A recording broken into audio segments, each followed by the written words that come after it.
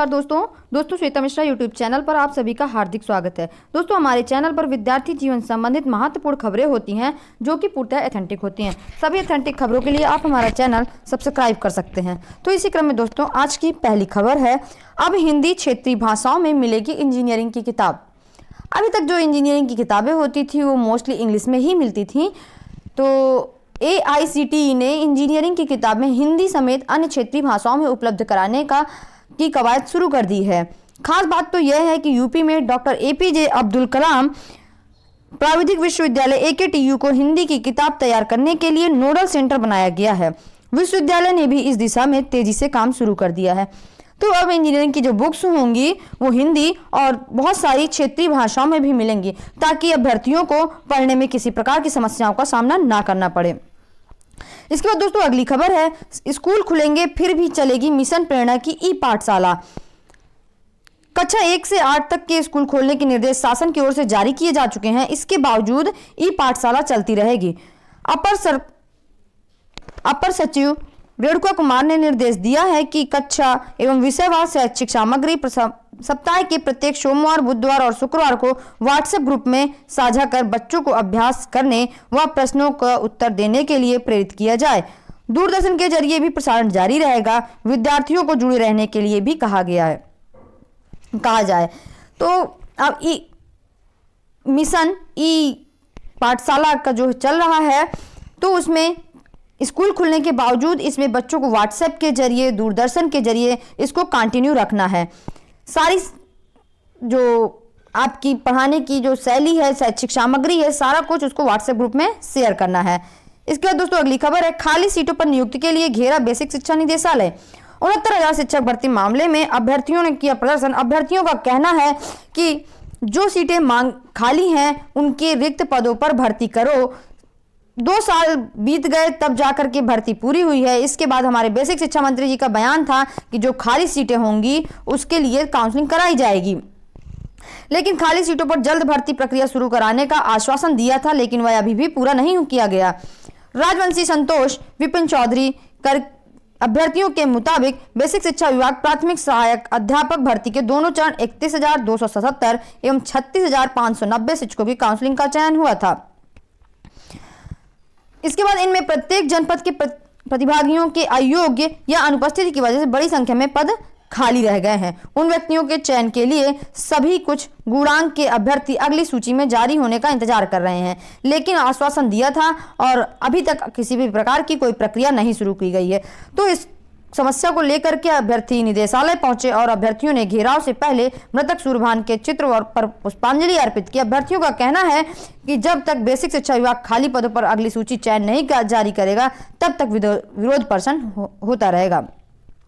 अभ्यर्थियों का कहना है कि जब तक खाली सीटों पर चयन नहीं होगा तब तक विरोध प्रदर्शन जारी रहेगा। मंत्री जी का कहना था कि हम जल्द ही तीसरी काउंसलिंग कराएंगे रिक्त सीटों पर। तो रिक्त सीटें हैं, अभी तक किसी भी प्रकार की कोई प्रक्रिया नहीं शुरू हुई है और जैसे ही प्रक्रिया शुरू होने की कोई भी अपडेट होगी तो आपको वीडियो के माध्यम से जरूर दी जाएगी। इसके बाद दोस्तों अगली खबर है, निजी स्कूलों में गरीब बच्चों को प्रवेश के लिए आवेदन 25 से। प्रदेश के निजी स्कूलों में शैक्षिक सत्र 21-22 के में शिक्षा के अधिनियम RTE के तहत प्रवेश के लिए ऑनलाइन प्रक्रिया 25 फरवरी से शुरू होगी। अभिभावक RTE की वेब पेज पर जाकर वेबसाइट पर जाकर के ऑनलाइन आवेदन कर सकते हैं। RTE के लिए ऑनलाइन आवेदन प्रक्रिया 15 मार्च तक जारी रहेगी। तो कुछ इस प्रकार से निजी स्कूलों में प्रवेश के लिए अभ्यर्थियों के लिए आवेदन 25 अप्रैल को इसका रिजल्ट आएगा। आवेदन 15 मार्च तक चलेंगे। तो जो भी इसके लिए आवेदन करना चाहता हो तो कर सकता है। इसके बाद अगली खबर है, JEE मेन आज से कुल 6,61,761 अभ्यर्थी होंगे शामिल। पहली बार 13 भाषाओं में इम्तिहान। यूपी से कुल 2,27,962 परीक्षार्थियों ने किया है रजिस्ट्रेशन। 2 घंटे पहले पहुंचने का होगा प्रावधान।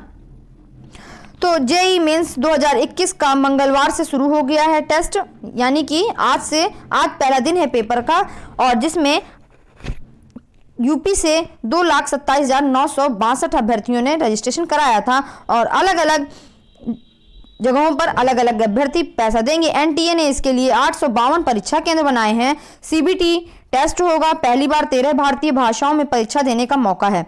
पिछले साल कोविड-19 के दौरान सितंबर का आयोजित परीक्षा के लिए 660 केंद्र बनाए गए थे। तो आज से जेईई मेंस के एग्जाम शुरू हैं और जिसमें 13 भारतीय भाषाओं में परीक्षा देने का मौका है और 852 इसके केंद्र बनाए गए हैं। इसके बाद दोस्तों यूपी बोर्ड परीक्षा केंद्रों को लेकर देर रात तक हुआ आपत्तियों का निस्तारण। यूपी बोर्ड 2021 के परीक्षा केंद्रों की अंतिम सूची तय समय से 22 फरवरी को जारी नहीं हो सकी।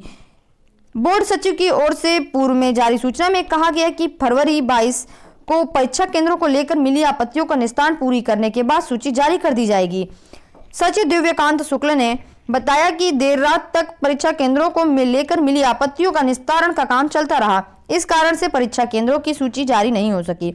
सचिव ने बताया कि मंगलवार को सूची अपलोड करने की कोशिश की जाएगी। 22 तारीख को लास्ट सूची आनी थी, लेकिन वह किसी कारणवश नहीं आ पाई, तो मंगलवार को सूची अपलोड करने की पूर्णतः कोशिश की जाएगी। देर रात तक 22 फरवरी को निस्तारण करने की कोशिश हो रही थी, लेकिन फिर भी कोशिश कामयाब नहीं हो पाई।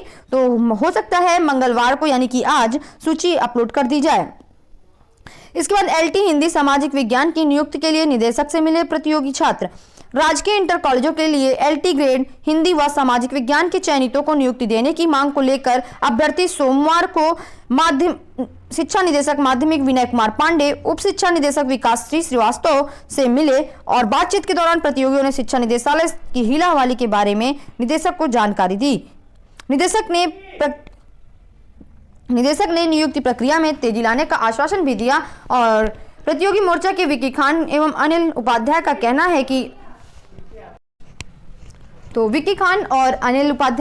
है कि नियुक्ति में बनी अड़चन दूर करने के लिए अपर मुख्य सचिव माध्यमिक आराधना शुक्ला एवं उप मुख्यमंत्री डॉक्टर दिनेश शर्मा से मुलाकात करने का प्रयास करेंगे। तो इसमें एलटी ग्रेड शिक्षकों की हिंदी और सामाजिक विज्ञान को लेकर के चयनितों को लगातार मांग की जा रही है कि जो भी हीला हवाली निदेशालय में चल रही है वो हीला हवाली को दूर करते हुए अभ्यर्थियों को विद्यालय आवंटन का मौका दिया जाए, क्योंकि अभ्यर्थी लगातार परेशान हैं। इसके बाद दोस्तों अगली खबर है टीजीटी पीजीटी की भर्ती के लिए 24 तारीख को बालसन चौराहे पर प्रदर्शन। 24 तारीख को प्रयागराज के बालसन चौराहे पर धरना प्रदर्शन किया जाएगा। प्रतियोगी छात्र टीजीटी प्रवक्ता के साथ प्राथमिक शिक्षक भर्ती के साथ दूसरे खाली पदों को भरने की मांग को लेकर प्रदर्शन करेंगे। तो लगातार प्रतियोगी छात्र परेशान रहते हैं। वो चाहे टीजीटी के हों, वो चाहे पीजीटी के हों, चाहे बेसिक के हों या फिर अपर प्राइमरी के हों, किसी भी के हों, तो अभ्यर्थियों का इस समय बेरोजगारी इतनी बढ़ी हुई है। अभ्यर्थियों का सोचना है कि इतने दिन से मेहनत करने के बाद भी फॉर्म ही नहीं आ रहे। फॉर्म आते हैं तो इसका एग्जाम नहीं होते हैं, 1 साल नहीं होता, 2 साल नहीं होता। अगर एग्जाम हो गए तो इंटरव्यू नहीं होता, अगर इंटरव्यू हो गया तो फिर रिजल्ट नहीं आता, रिजल्ट आ गया तो फिर उसके बाद आपत्तियां खड़ी होती हैं। तो लगातार ये कोई भी एग्जाम हो वो 2 साल के पहले पूरा नहीं होता है। तो इसमें अभ्यर्थी अब 24 फरवरी को बालसन चौराहे पर धरना प्रदर्शन करके इसका विरोध करेंगे और अभ्यर्थियों का कहना है कि जल्द से जल्द टीजीटी और पीजीटी का जो फॉर्म है उसको जल्दी ही इसका नोटिफिकेशन जारी किया जाए, क्योंकि इसका नोटिफिकेशन आया हुआ 2 महीना हो गया। इसके बाद दोबारा नोटिफिकेशन नहीं आया। नोटिफिकेशन जो पहले आया था वो विवादित था, इस वजह से उसको कैंसिल कर दिया गया था। इसके बाद किसी भी प्रकार का ना तो विज्ञापन में कोई निस्तारण हुआ है, ना ही कोई दोबारा विज्ञापन आया है, जिसको लेकर के अभ्यर्थी लगातार बहुत परेशान चल रहे हैं। इसके बाद 1.5 महीने में पूरी होगी इलाहाबाद विश्वविद्यालय की वार्षिक परीक्षाएं। तो इलाहाबाद विश्वविद्यालय का सेमेस्टर परीक्षाएं 15 मार्च और वार्षिक परीक्षाएं 15 अप्रैल से कराई जाएंगी। वार्षिक परीक्षाएं 1.5 माह में पूरी होंगी, जबकि सेमेस्टर परीक्षाएं 8 मार्च तक पूरी कराने का लक्ष्य है। इलाहाबाद विश्वविद्यालय प्रशासन 23 फरवरी को वार्षिक परीक्षा का कार्यक्रम जारी करने की तैयारी में है। तो 23 फरवरी यानी कि आज वार्षिक परीक्षा का कार्यक्रम हो सकता है जारी, और जो इसके सेमेस्टर वाइज एग्जाम है तो वो 15 मार्च और वार्षिक परीक्षाएं 15 अप्रैल से कराई जाएंगी। इस बार रविवार को भी होंगी परीक्षाएं और सेमेस्टर परीक्षाएं 15 मार्च से। परीक्षाएं जल्दी कराने के उससे इस बार रविवार को भी परीक्षाएं कराई जाएंगी। इसके बाद दोस्तों अगली खबर है राजकीय इंटर कॉलेज प्रधानाचार्य भर्ती की चयन सूची दोषपूर्ण करार। राजकीय इंटर कॉलेज में प्रधानाचार्यों की नियुक्ति के लिए लोक सेवा आयोग उत्तर प्रदेश द्वारा चयन सूची को इलाहाबाद हाई कोर्ट ने दोषपूर्ण ठहराया है। कोर्ट ने आयोग को नए सिरे से नियमानुसार सूची तैयार करने के निर्देश दिए हैं। कोर्ट ने कहा है कि चयन सूची में इन्हीं अभ्यर्थियों को शामिल किया जाए जो पद की योग्यता रखते हैं, साक्षात्कार के समय तक संयुक्त निदेशक से प्रति हस्ताक्षरित 3 वर्ष का अध्यापन अनुभव प्रमाण पत्र पेश किया हो। आयोग ने 33 ऐसे लोगों की प्राविधिक रूप से चयन सूची में शामिल कर लिया था जिन्होंने संयुक्त शिक्षा निदेशक से प्रति हस्ताक्षरित अनुभव प्रमाण पत्र दाखिल ही नहीं किया है। तो हाईकोर्ट ने दोषपूर्ण ठहराया है और इसमें हाईकोर्ट ने यह भी कहा है कि उन्हीं अभ्यर्थियों को शामिल किया जाए जो पूरी अर्हता रखते हों। इसके बाद दोस्तों अगली खबर तो अब नहीं है, और जो भी अगली खबर होगी या जो भी अपडेट होगी किसी चीज़ से संबंधित तो आपको वीडियो के माध्यम से जरूर बताया जाएगा। और आपको अगर मेरा चैनल अच्छा लगा हो तो जरूर सब्सक्राइब करिएगा, बेल आइकन प्रेस करना मत भूलिएगा। आपका दिन शुभ हो। Thank you.